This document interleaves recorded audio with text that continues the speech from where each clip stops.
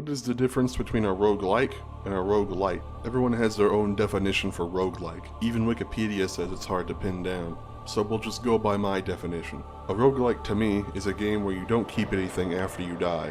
When you die, you start from square one. You might keep one or two small things like a weapon, but nothing major. A good example of this is the game Baroque. When you die in that game, you pretty much lose everything. But what about roguelite? To me, this is when you die in a game and lose all your weapons and armor, but you get to keep something along the lines of skills or characters. Now this definition fits a little game called Samurai Bringer. Samurai Bringers is probably the most customizable game I've ever played. You start off as this really weak guy, but if you play long enough, you'll be able to do cool stuff like this.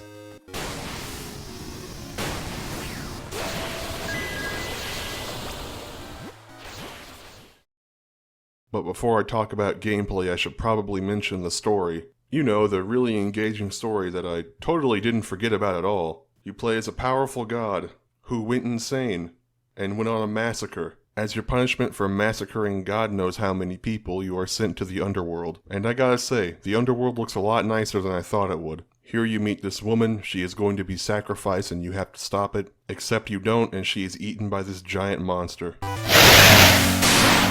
How sad. Alright, I'm gonna be honest with you, story doesn't matter at all. The real star here is the gameplay. In terms of gameplay, Samurai Bringer is the most customizable game I think I've ever played. Left stick will let you walk, and LB and RB will let you turn the camera. And you can do whatever this is with the right stick. Other than that, you bind everything yourself. If you want Y to jump, you can just put the jump skill on there. If you want X to do whatever this is, just bind it to do that. You really do have an insane amount of customization options here. You can even add some elemental attacks to your abilities and make them even deadlier. Stuff like lightning, fire, and evil. Well, I guess evil isn't an element, but you get my point. Now, you start off with a few basic attacks, but they're nothing to really write home about. They're very basic moves, so you're probably going to either remove them or modify them. You should be doing that. Even the weapon you start out with may not be to your taste, which is cool. You can also change that. You can find armor pieces which also double as weapons. So how this works is, you get a piece of armor, and it's your choice on what you do with it. If you need armor, equip it as armor. If you need a new weapon, equip it as a weapon. It's totally your choice. And you can have a total of 4 weapons on you, 2 main weapons and 2 sub-weapons. Now you might be saying, how do I get these things? Well, you get them by killing very specific enemies. Not that they're hard to find or anything.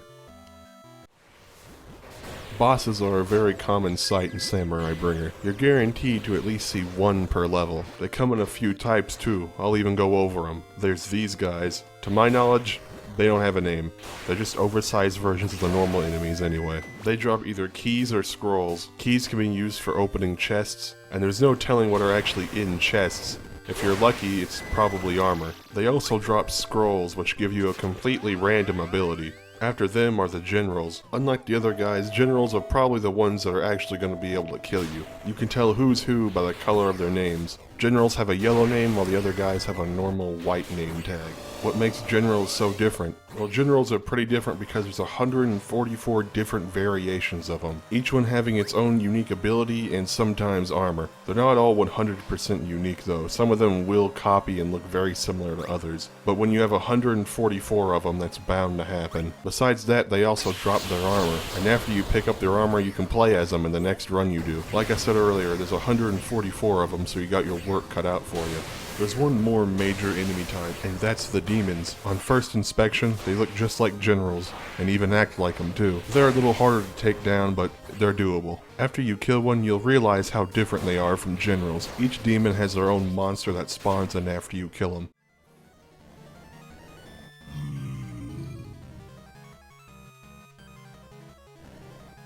At first, fighting these monsters might be a little intimidating, but there's really not much to them. They get kinda easy the more you see them. They look scary, but honestly, they're not really all that tough. Anytime I died from them, it's because I wasn't paying attention and just screwed up. If you want to get to the final boss, you have to kill all the demons in one go. And if you die, you have to restart from the first demon. And all the demons are randomized, so you're not going to get the same one you did last time. You do get something for killing the final monster forms of the demons, though. You get a temporary health increase that's only good for that run. and you also get some money that's also only good for that run. Unlike the generals, the demons don't drop their armor, so that means you can't equip them and you can't keep them. By now you've probably noticed the graphics and the sounds. Graphically, it reminds me of another game called 3D Dot Game Heroes, and I'm pretty sure I'm not the first person to make that comparison. Sound-wise, it reminds me of the Genesis. I've always liked the Yamaha sound chip in the Genesis. I couldn't tell you why, it just sounds nice. Nice to see something try to replicate it.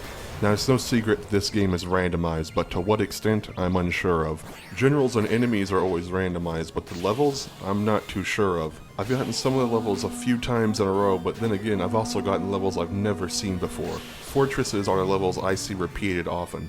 The only thing changed on these levels are the enemies, but who knows, this could just be my bad luck. Despite how positively I have been talking about this game, I do have a few complaints. My first and major issue with the game is that it gets repetitive. Despite all the randomization, despite all the generals, despite all the cool combos you can make, I still found myself getting a little tired. No matter how random everything was, everything still looked the same. The levels, despite being randomized to some extent, still visually looked the same. And the generals, despite there being 144 of them, still fought the same. How would I fix this? I'm not sure. I'm no game designer, so I don't know much about how to fix stuff like this. The levels could maybe have different themes, like maybe a swamp level or a mountain themed level or something like that. Like I said, I'm no game designer, just some guy on YouTube talking about games. That's really my only major complaint. I did have a few others, but you know what? They're not even really worth bringing up. They were more nitpicks than anything. Okay, so in conclusion, this is a good game with seemingly endless amounts of customization. Despite that, I think the game did get a little repetitive towards the end. I can say I did get my money's worth. The price tag of this game is $10 and well worth it. Alright, well that's pretty much the end of the video. I don't have anything else to say. If you liked the video, leave a like and maybe even subscribe if you liked it that much. And if you know about a AAA or indie title that's not covered well or pretty obscure, leave a comment down below and I'll take a look at it. Till next time, have a good one.